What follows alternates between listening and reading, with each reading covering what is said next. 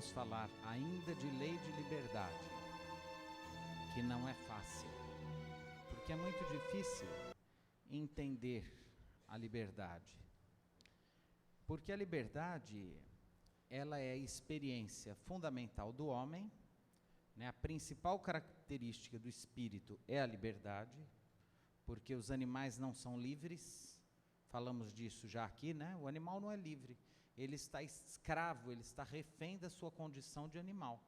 Um cão, ele não tem escolha de latir ou não latir, a natureza o obriga a latir, e ele só tem essa escolha, latir. Né? Ele anda ele é um quadrúpede, ele é inimigo do gato, o gato é inimigo do rato. A gente nunca vai ver um leão vegetariano, porque a natureza o condena a ser carnívoro, ele não tem escolha. Quer dizer, animais, plantas, eles não são livres, eles são reféns de sua condição, né? De sua natureza, por assim dizer.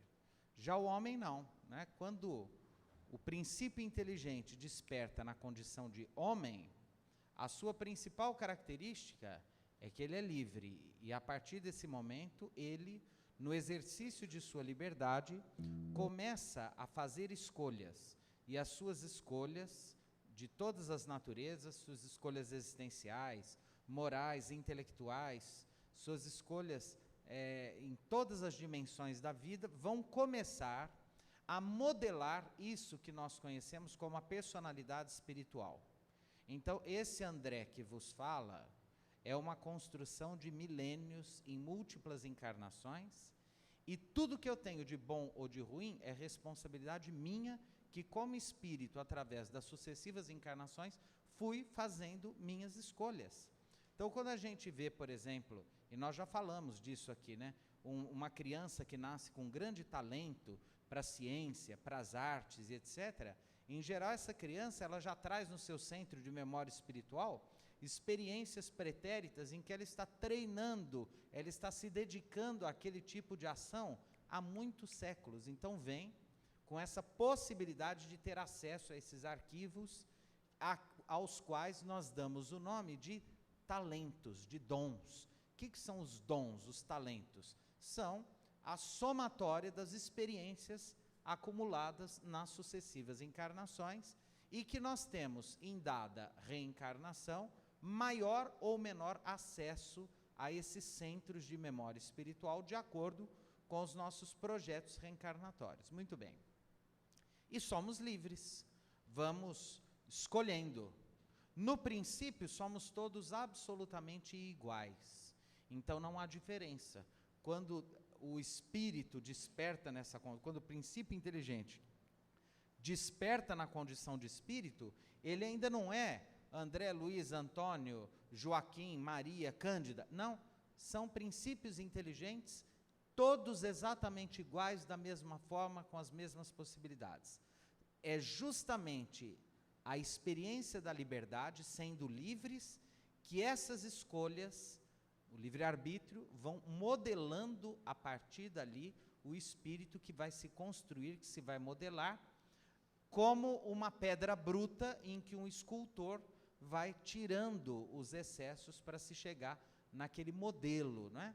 O Michelangelo, o grande escultor italiano da Renascença, deixou, ao morrer, uma série de esculturas inacabadas. Há uma coleção delas, que estão já há muito tempo em exposição na Academia de Belas Artes de Florença, na Itália. É uma das coisas mais bonitas. Alguns críticos dizem que aquelas esculturas inacabadas são mais belas do que as acabadas. Por quê? Porque dá para quem vai ver, para quem vai visitar, ver o processo de modelagem que o genial artista fazia com seu martelo, seu cinzel. Aliás, o Michelangelo dizia o seguinte, e aí eu vou usar essa frase do Michelangelo para entender essa questão. Ele dizia que quando ele olhava um bloco de pedra, de mármore, ele já era capaz de ver a escultura que dormia no seio da pedra, no interior da pedra. Cabia ao artista libertá-la de lá. Olha que interessante, estava pronta. Então ele tirava os excessos e libertava a escultura do seio da pedra. Para Deus, nós também já estamos prontos. Deus é o divino escultor.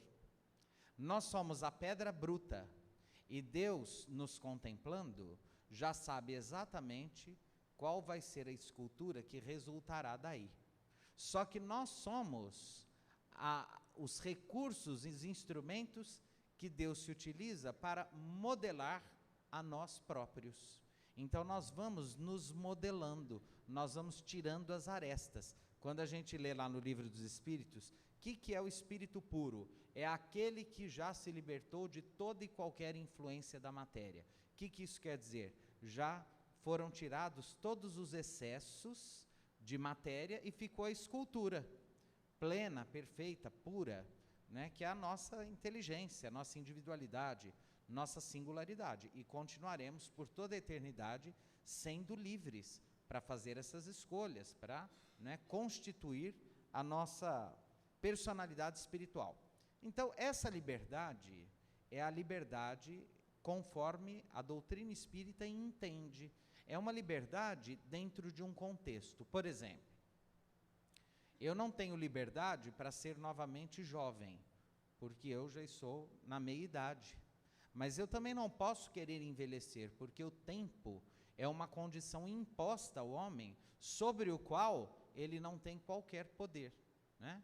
Eu posso, por exemplo, eu tenho o poder de estar aqui ou não, de tomar um gole dessa água ou não, mas eu não tenho o poder, por exemplo, para mudar a minha fisiologia.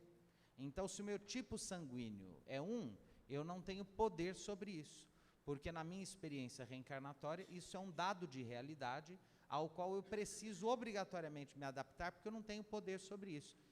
E essa experiência de liberdade, ela vai o tempo todo se equacionando entre aquilo que eu posso e aquilo que eu não posso, aquilo que está ao meu alcance mudar e aquilo que eu não posso mudar. E dentro daquilo que eu posso mudar, se abre uma outra dimensão de liberdade que nos angustia muito. Qual? A consciência moral. E aí a gente entra no apóstolo Paulo. Tudo me é lícito, mas nem tudo me convém. Então, diante de tudo que posso, nem sempre eu devo.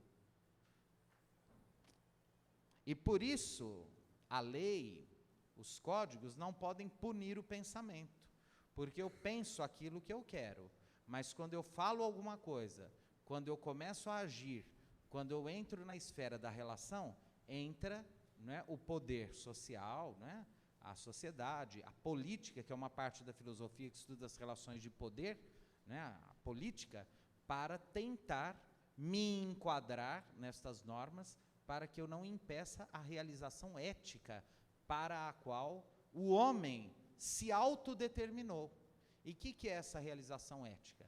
É a busca de uma vida em sociedade que seja feliz. O ethos grego é uma vida feliz. E não há homem sem mundo, e não há mundo sem homem, né? E aí a gente vai para Heidegger, o homem no mundo. Podemos até citar o filósofo ateu, né, Sartre. O homem está condenado a ser livre. Por quê? Porque nós não temos escolha, a não ser fazer escolhas. E até quando eu não escolho, isso já é uma escolha. E aí nós terminamos o nosso encontro passado falando de uma questão do Livro dos Espíritos, que diz que os espíritos influenciam nas nossas vidas, mais do que podemos imaginar, né? Muitas vezes eles nos dirigem. Verdade? Eu acredito que sim, porque eu acredito no espírito de verdade, eu acredito quase que dogmaticamente, né, no que eu leio lá no Livro dos Espíritos, porque eu nasci na doutrina. Então, eu ia cometer uma contradição aqui. Eu falo assim, eu quase não tive escolha, mas eu tive sim, né? E o tempo todo eu escolhi acreditar nisso. E aí onde fica a nossa liberdade? Muito bem. E aí nós vamos para o campo da linguagem. Qual é o campo da linguagem? O campo da linguagem é o seguinte: as palavras em si mesmas, elas encerram significados comuns e que têm pesos diferentes. Quer ver? Esses dias, conversando com um amigo que é jornalista, e ele estava fazendo um curso lá no jornalismo da USP de São Paulo, e o tema do curso era a impossibilidade da neutralidade no trabalho jornalístico. Então, essa coisa que o jornalista tem que ser imparcial, tem que ser neutro, e do ponto de vista filosófico, isso é impossível. Não é por quê? Porque o tempo todo, o nosso olhar sobre o mundo é um olhar que julga. Quando eu olho para a parede, mesmo que eu não esteja pensando, olhando para a parede, em algum momento, eu vou pensar de mim para comigo, se essa parede é bonita, se ela é feia, se ela é alta, se ela é baixa, se ela é grossa, se ela é fina, se é agradável olhar para ela, se não é. E é uma coisa que eu não tenho muito controle, porque o pensamento é uma experiência automática para o ser humano. Então, na verdade, a imparcialidade, a neutralidade, ela é sempre uma impossibilidade existencial para o homem. Mas ele me dava o seguinte exemplo. Vamos imaginar um jornalista que queira escrever sobre o movimento sem terra, o MST, né? Então, se ele gosta do movimento, se ele é simpático, se ele acha que os invasores são pessoas que estão fazendo certo, etc., ele escreve o seguinte: os membros do movimento dos trabalhadores sem do MST ocuparam uma área assim, assim, assim, assim. Ele usa o verbo ocupar. Mas se o jornalista é antipático à ideia, ele escreve assim: os membros do movimento, né, invadiram uma área, olha só. E a troca do ocuparam pelo invadiram muda tudo. Por quê? Porque ocupar, você ocupa alguma coisa que não tem dono. E invadir pressupõe uma violência contra alguém. Então não existe esse negócio de, é imparcial, é neutro. Não. A gente faz de tudo para não magoar ninguém, né? A gente faz de tudo para que as nossas palavras não firam ninguém. Mas, às vezes, uma palavrinha expressa de uma maneira, né, desastrada pode comprometer tudo. Mas onde eu quero chegar? Lá nas palavras usadas pelo Espírito de verdade no Livro dos Espíritos. O que eles dizem? Que os Espíritos influenciam. Eles usam o verbo influenciar. Às vezes eles usam o verbo dirigir, mas em momento nenhum o Espírito de verdade usa a palavra determinam. Então não tem determinação, não tem obrigar ninguém. Existe o influenciar, existe o dirigir, existe o seduzir, mas nada nos determina. Leon Denis, no romance Joana d'Arc Médium, conta que no momento em que Joana d'Arc, né, a heroína da França, no momento em que ela vai para a fogueira, né, e alguns espíritas, inclusive o próprio Leon Denis, o Dr. Jaime, sempre lembrava disso, acreditam que Joana d'Arc é uma encarnação de Judas, o Iscariotes, que era um espírito já, inclusive de certa evolução, enfim. E ela, no momento da fogueira, ela precisa testemunhar que as vozes que ela ouvia, vinham realmente de Deus e eram, né, das almas, dos santos que ela dizia ouvir, que era São Miguel Arcanjo, São Gabriel, uma coisa assim, Santa Margarida, Santa Catarina, enfim, que ela ouvia, e a igreja na Inquisição estava queimando Joana d'Arc como bruxa. E o tempo todo os espíritos superiores estiveram do lado dela, amparando, protegendo, sustentando aquela reencarnação gloriosa dela, como Joana d'Arc, para pôr fim a uma guerra que já durava 100 anos entre a França e a Inglaterra. Mas no momento do martírio, que ela está amarrada, não é, no tronco, que as chamas vão ser acesas, o inquisidor se aproxima dela e faz a pergunta final: você confirma que as vozes que você ouviu eram reais e vinham de Deus? Ou você nega, você abjura? E aí o Leon Denis diz que nesse instante, os anjos guardiões, os mentores, todos os espíritos que ficaram perto dela a vida inteira, se afastaram, deixaram ela sozinha. Por quê? Porque naquele momento, a decisão cabia a ela sozinha, sem interferência nem dos bons espíritos, porque ela tinha que escolher sozinha. Então, quer dizer, eles influenciaram, dirigiram toda a tarefa, toda a trajetória, mas no momento determinante, a escolha tinha que ser dela exclusiva.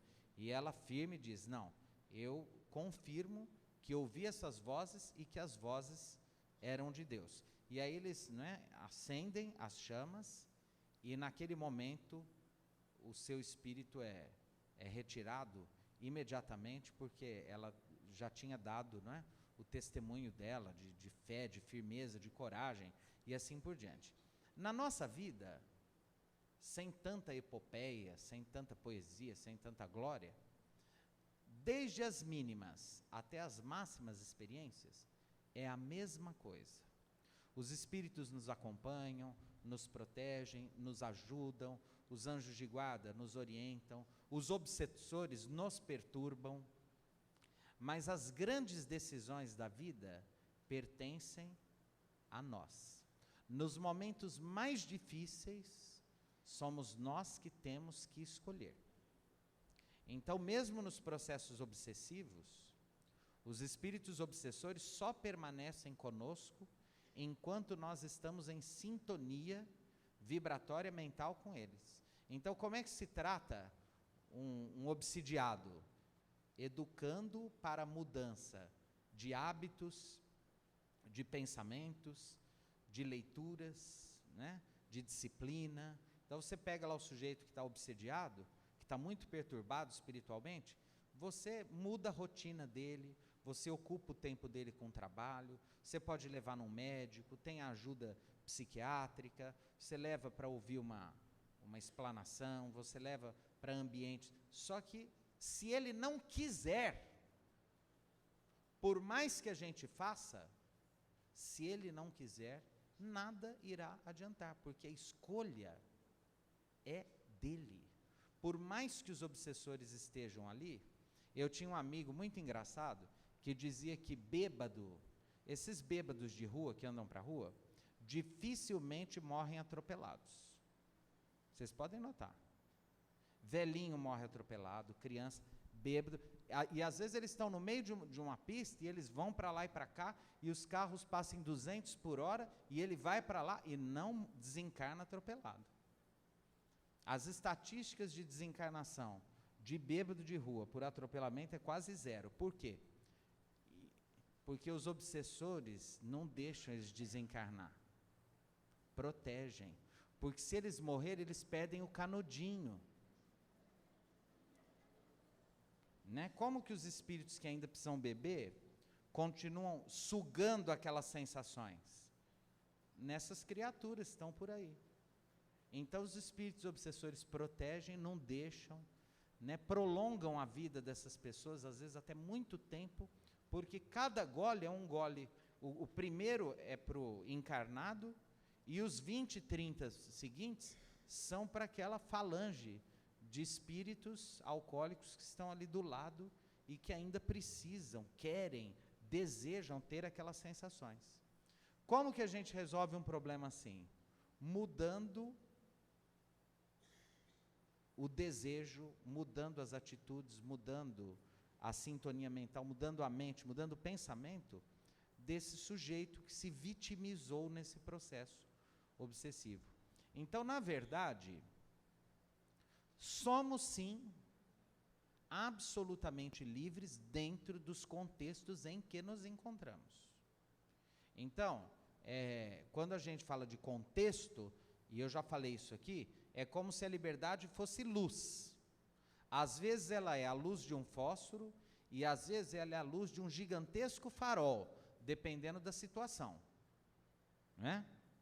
Um preso que está lá na penitenciária, ele está fisicamente preso, mas ele ainda é livre, por exemplo, para decidir se ele vai usar o tempo que ele fica na cadeia, por exemplo, para trabalhar, para ler, para se alfabetizar, para fazer um curso, ou se ele vai ficar dormindo o tempo todo que ele está lá, ou se ele vai ficar maquinando os crimes que ele vai fazer quando ele sair dali. Ele é livre, a mente dele é livre. Ele pode, inclusive, comer mais, comer menos, tentar fazer exercício físico dentro da cela, controlar a alimentação dele. Ele pode se recusar a comer, fazer uma greve de fome, num suicídio, chegar à morte livremente por uma escolha dele. Quer dizer, dentro da prisão, naquele contexto, ainda lhe sobra uma dimensão de liberdade. Vamos pensar um paciente na UTI, só que esteja ainda consciente, que não está inconsciente. Ele pode estar lá, de repente, né, entubado, com uma traqueostomia, ele pode estar com soro, com sangue, com N controles, mas a cabeça dele está funcionando. E aí ele se comunica, por exemplo, piscando, né? Sim é uma piscada, não, são duas, né? Ele ainda está. E de repente chega uma enfermeira e pergunta, você quer a cama mais deitada ou você quer ficar mais sentado? Né? E aí se comunica, ele ainda tem a escolha de ficar mais deitado. Quer dizer, esse espírito, em que condição esse ser humano está? De absoluta debilidade, vulnerabilidade, dependência, mas se ele estiver consciente e puder se comunicar piscando, ainda resta uma chaminha de liberdade que ele pode exercer. Agora, se o sujeito está jovem, saudável, com a vida pela frente, com saúde, com dinheiro no bolso, inteligente, aí ele tem tudo ao seu alcance. E aí é que mora o perigo. Por quê? Porque quanto maior a dimensão de liberdade, maior a possibilidade da gente fazer escolhas meio equivocadas, meio infantis, meio desastradas, que podem comprometer, às vezes, um espírito por séculos. E a nossa liberdade, a princípio, pode parecer assim, lindo falar de liberdade, mas não há liberdade sem sofrimento. Não há liberdade sem sofrimento. Esses dias um amigo me dizia assim, que o filho dele virou para ele e falou assim, pai, por que o senhor não me bateu quando eu era criança? E ele não entendeu. E ele falou, como assim, menino? Ele falou, não, porque teria sido mais fácil apanhar. Porque pelo menos o senhor teria batido na gente, guardado a cinta e acabou. Mas ter que aguentar os seus sermões 2, 3 horas, fazendo eu me sentir culpado, me levando, é muito doloroso isso. Às vezes é mais fácil, é menos sofrido, não é, levar umas cintadas, do que um sermão tentando ensinar a gente o caminho, né, a ser, né, percorrido, etc. Bom, mas onde ele queria chegar? Queria chegar no seguinte: quando a gente tem muita escolha e é muito livre, em geral, o nosso nível de angústia é muito maior. Né? Então você chega para um filho e diz assim, ó, você vai fazer isso porque eu quero e é desse jeito e tal. E ele pode até fazer cara feia, bico, ficar emburrado, ele vai e fica triste. Mas quando você chega e fala assim, ó, você é livre, faça o que você achar que deve, faça aquilo que for te fazer mais feliz, você é livre, a escolha que você fizer, eu vou estar do seu lado. Tudo bem, é lindo, não é? Mas é super sofrido. Por quê? Porque nem sempre as pessoas têm equilíbrio para fazer escolhas. Né? Elas não conseguem. Tem umas que piram, enlouquecem diante de uma situação de escolha. Principalmente porque a vida é fundamentalmente um dilema. E dilemas acontecem o tempo todo. Eu vou encerrar com alguns dilemas, mas eu não vou resolvê-los. Eu vou deixar para o próximo domingo.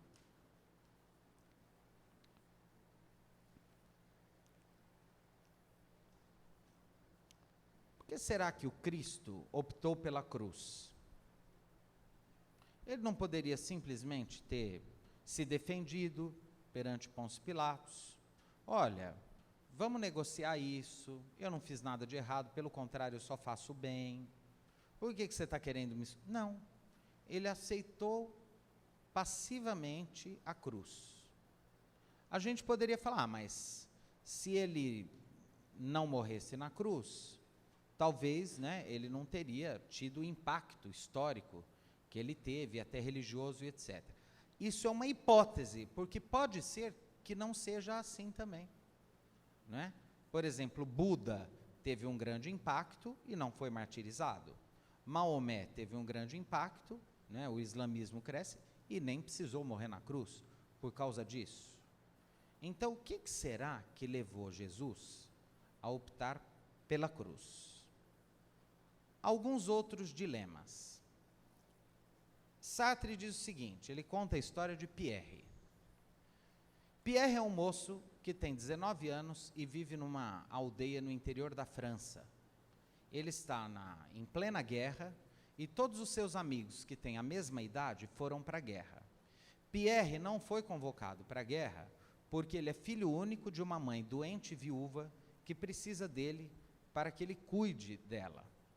Só que ele vive se sentindo culpado, porque ele se sente um covarde, uma vez que, enquanto todos os garotos da idade dele estão, né, se arriscando, entregando a vida pela pátria, etc., ele está no bem bom, na sua aldeia, cuidando da sua mãe.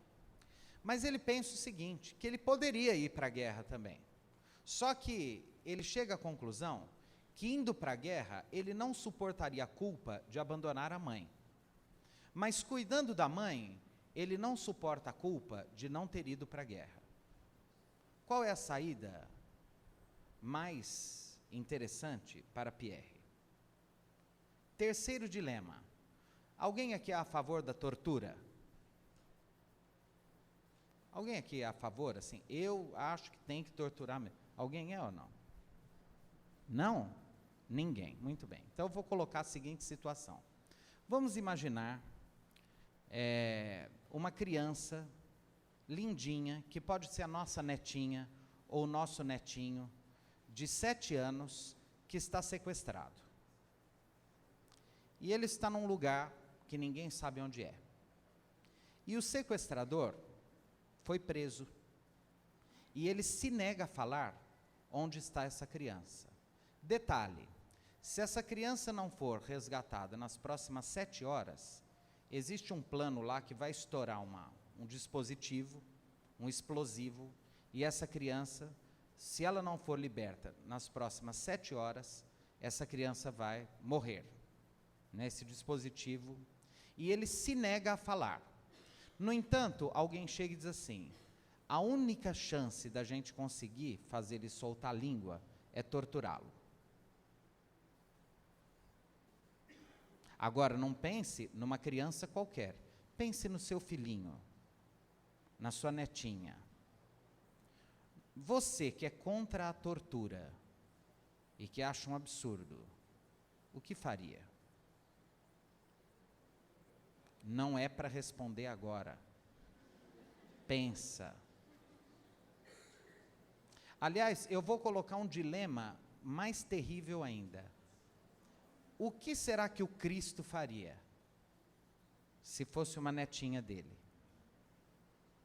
Porque dizem que o bom espírita é aquele que tenta imitar Jesus. E diante de toda e qualquer situação, se pergunta, o que Jesus faria se estivesse no meu lugar? São dilemas. Esse dilema foi colocado pelo psicanalista Conrado Caligares recentemente assim. E por quê? E eu estou fazendo de propósito, porque o nosso objetivo aqui é levar a um espiritismo inteligente, que pensa, né, que faça a nossa cabeça ferver por dentro, para a gente descobrir quais são os caminhos, quais são as compreensões possíveis dentro da doutrina espírita. E a vida, em menor grau, o tempo todo, nos coloca diante de dilemas. Fico ou não fico nesse emprego? Fico com a minha mulher ou me divorcio da minha mulher? Mudo para aquele país ou não mudo? Me suicido ou permaneço vivo? Me vingo com a possibilidade de vingar ou perdoo? Né? São dilemas. O que devo fazer? Estudo, trabalho, perdoo, esqueço, deixo passar? Como que eu faço com meu filho, com a minha neta, com a minha mulher, com o meu irmão, com o meu colega, com o meu vizinho? O que fazer? Né? Então, o tempo todo a vida nos coloca dilemas. E nós só sofremos com esses dilemas porque somos livres. E ser livre traz muita dor e muita dificuldade. Para a semana que vem, vamos pensar nesses dilemas, mas eu prometo que vou ser mais leve, ok? Que vou trazer menos espinhos e mais rosas domingo que vem, tá? Mas não tem rosa sem o cabo do espinho lá segurando, né? Tá bom? Que Jesus nos abençoe, nos proteja e nos oriente.